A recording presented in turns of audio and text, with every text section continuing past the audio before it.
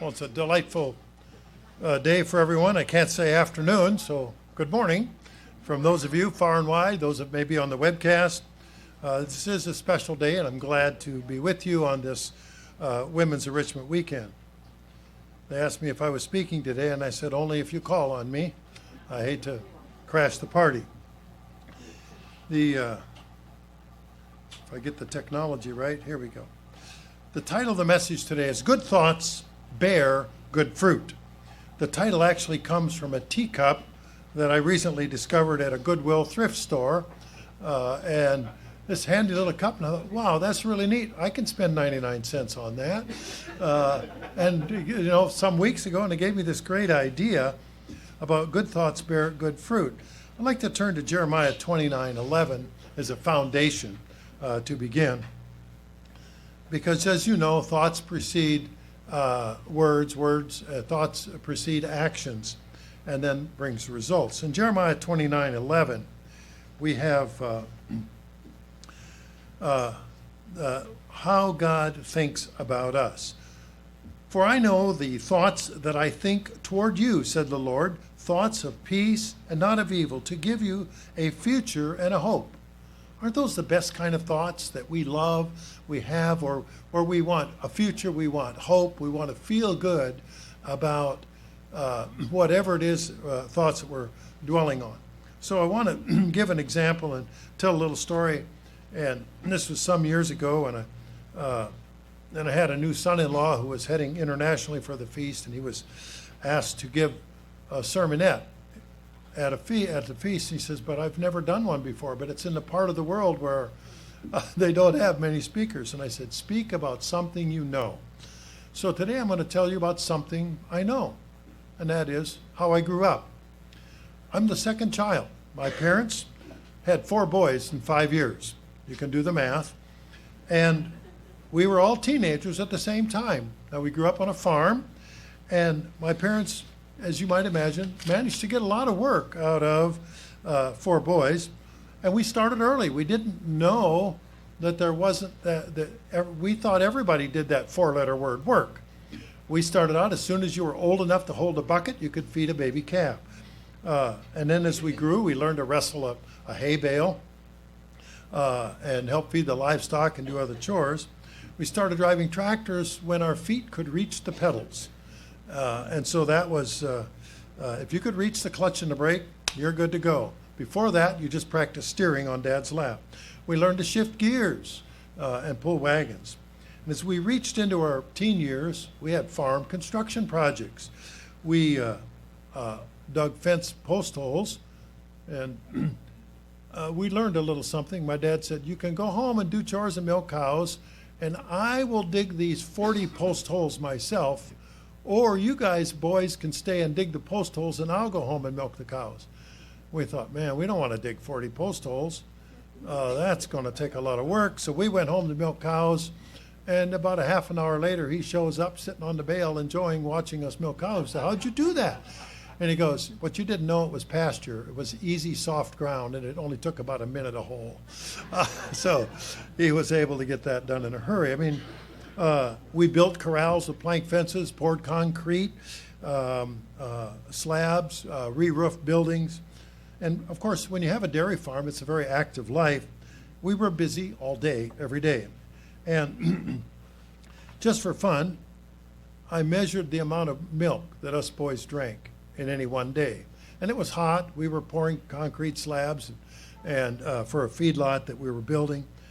And I measured the milk that we each drank a gallon of milk per day.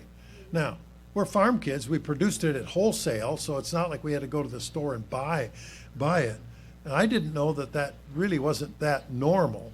I just thought that was just the way things are, until city kids thought that was a shock. They also thought it was a shock to eat steak. What do you mean shock? We have that almost every day. A lot of things, we didn't know how poor we were.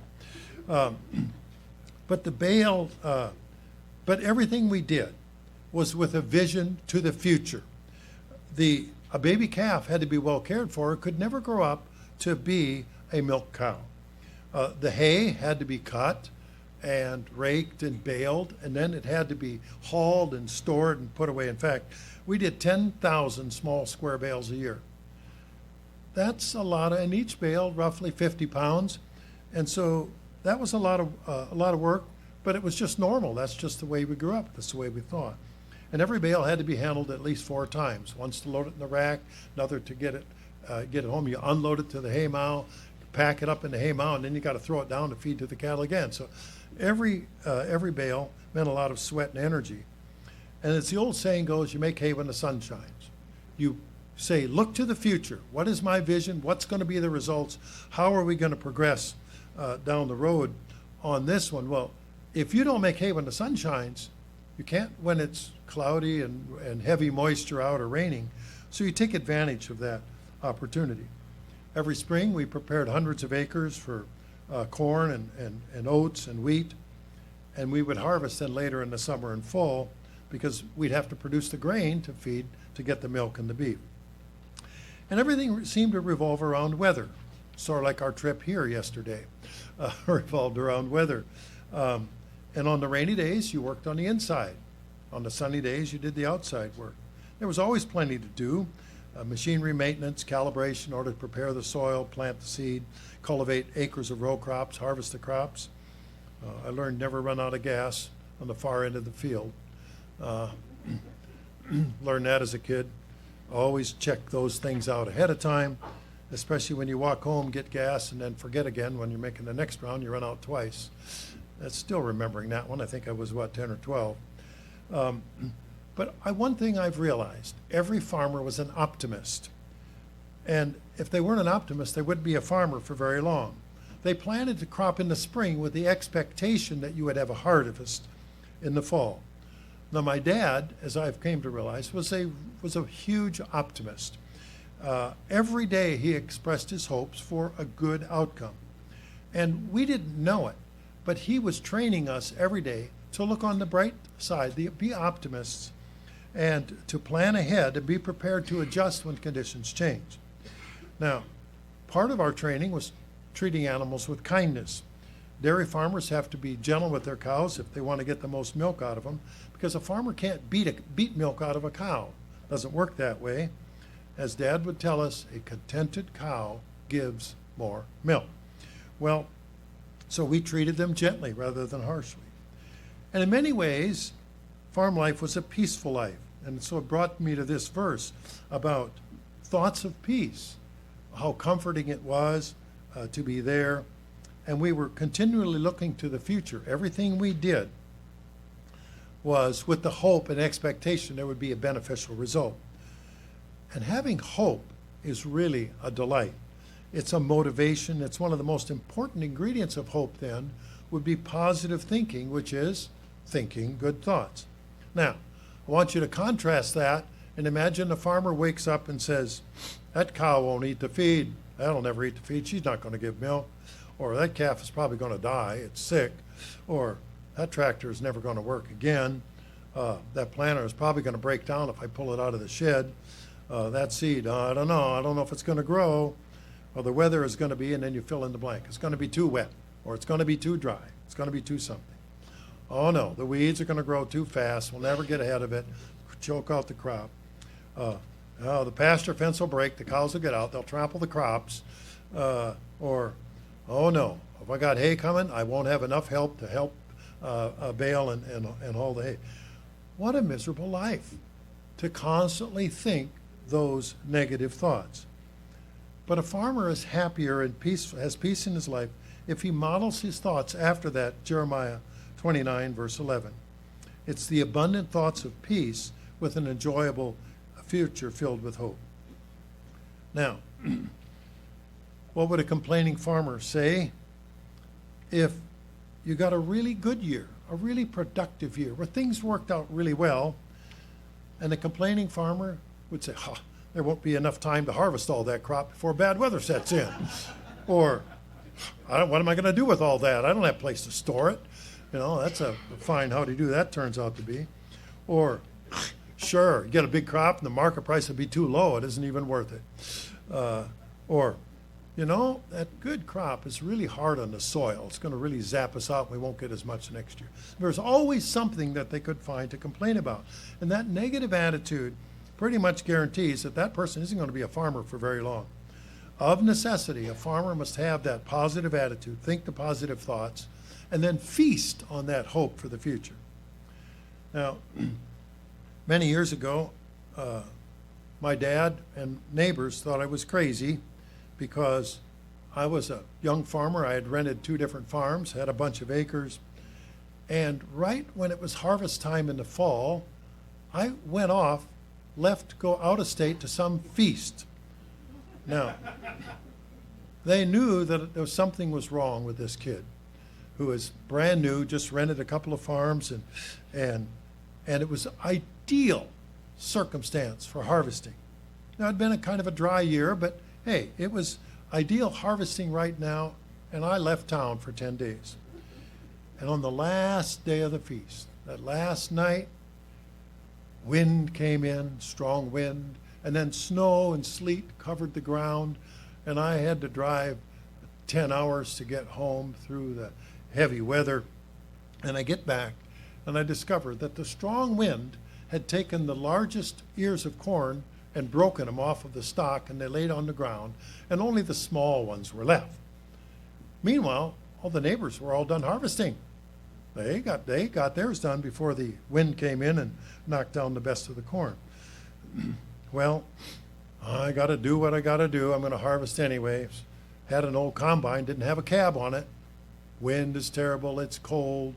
The ground is covered with snow, covered up all the good corn, and I'm harvesting what little is left. And to complicate matters, it wasn't really a big harvest to begin with. It was kind of a drought year, so it wasn't going to be a high-yielding year. So with the trucks I didn't have storage, so I hauled the corn off the market and kept all the weigh slips, so I knew how much I had and how much I was selling. And then I heard on the radio, and then I found out from others, the federal government declared a disaster area because there was a drought that year. And the disaster area meant that if your yield was less than the county average, your crop insurance would kick in for those who had crop insurance. Well, I realized I was an optimist, but I also wasn't stupid, so I had purchased the crop insurance at the beginning of the year. Well, what it turns out is, for every bushel that fell on the ground of corn is one less that I had to haul to market. And so, as a result, I had lower trucking costs than everybody else. And my dad and my neighbors all expressed amazement that I was somehow financially better off to be gone for 10 days in the heart of harvest season. And to quote my dad, and I'll write the quote as best as I can remember, "Never before have I found or seen someone fall into a manure pit and come smelling like a rose." In other words, well, but my dad was the one that continually raised us every day to be positive, to expect the best, and work hard to make that future come true. You see, it's that thought process that helps us to build for the future. If we take a look at Matthew 7:17, every good tree bears good fruit. Those are nice words. So if we have good thoughts, consider that's part of being on that good tree to bear good fruit. It will be helpful down the road. And as we know, and if we read on in Matthew 12:36, we read, "A good man out of the treasure of his heart brings forth good things." What is a treasure of your heart? It's what you're thinking. Are you thinking positive thoughts? And it's going to bring forth good things. And I guess I'm breaking the rule here if I could do more than 3 scriptures, but it's really hard to get somebody who's used to a sermon to bring it down to 3 scriptures and behave myself. But I did want to emphasize it's that in order to produce something good, you've got to put good stuff in it. So fill our minds with good thoughts is what Dad said. If you're going to be a farmer, put the good thoughts in. And this is similar to the in Matthew 25, and I'm not going to turn there. It's about the parable of the wise and foolish virgins, that 5 of them took extra oil and 5 did not. In words, I'm thinking of 5 farmers that were preparing for the future and 5 that were complainers and never prepared as well as they should. So if they would have filled their minds with positive thoughts, as that example would be, of course, in that example of the parable of wise and foolish virgins, it's symbolic of the Holy Spirit that God grants to his believers that are and continuing and committed to following God's laws. Well, we can do this by thinking then positive thoughts, predicting and projecting positive outcomes, and we can lift others up, encouraging them to fill their lives with the good thoughts as well. So, what kind of good fruit are we looking at? In Galatians 5:22 and 23, it tells us what kind of good fruit. When you're thinking good thoughts, you can get good fruit. And what is it? Love, joy, peace, long-suffering, kindness, goodness, faithfulness, gentleness, self-control. Against such there is no law. In other words, that's all good stuff. Wow, can you imagine how delightful the world would be if people practiced the good thoughts followed by the good actions, and then the result would be right here in front of us. Love, joy, peace.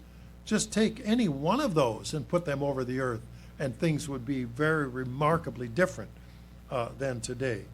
So I would encourage everyone to focus every day on filling their lives with good thoughts, avoiding the downside, and let us all be secure in the knowledge that good thoughts bear good fruit.